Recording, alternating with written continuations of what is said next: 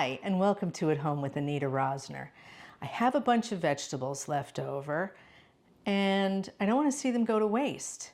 So today I'm going to use my pressure cooker and make everything but the kitchen sink soup.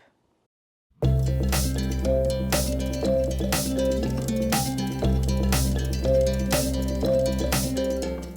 going to start this off with a base of carrots, onions, and celery, which is better known as a mirepoix, and it is the holy trinity of all soups and stews.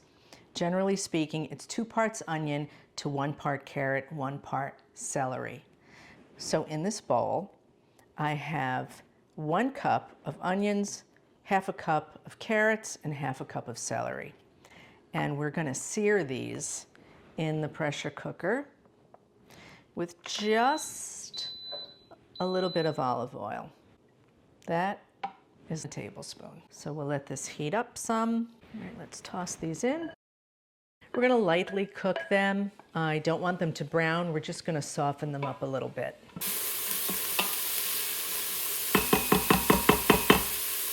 Now I have some tomato left over that I cut up. That's about, well, let's see.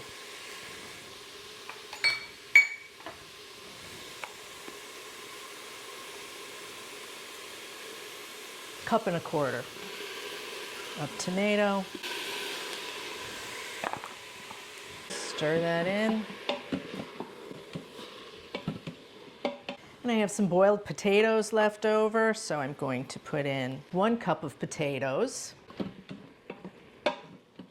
I got some corn at the farmer's market that I cut off the cob. And the best way to do that, make sure your sink is clean, put a bowl in the sink, put the corn cob in the bowl, and then just slice it because it might fly around a little bit. It'll all land right in the bowl. Perfect. So let's put, I want a lot of corn in here. 1, 2, 3. I'm kind of tempted to put it all in. Let's see what's what. I'm putting all the corn in. That's 5 cups of corn kernels. Yeah. And you know, my biggest gripe with the pressure cooker is I feel like the food doesn't cook long enough for the flavors to really blossom and expand. So you got to really season it. I am going to put in a 1/4 teaspoon of chili powder, 1/2 teaspoon of ground thyme, and then plenty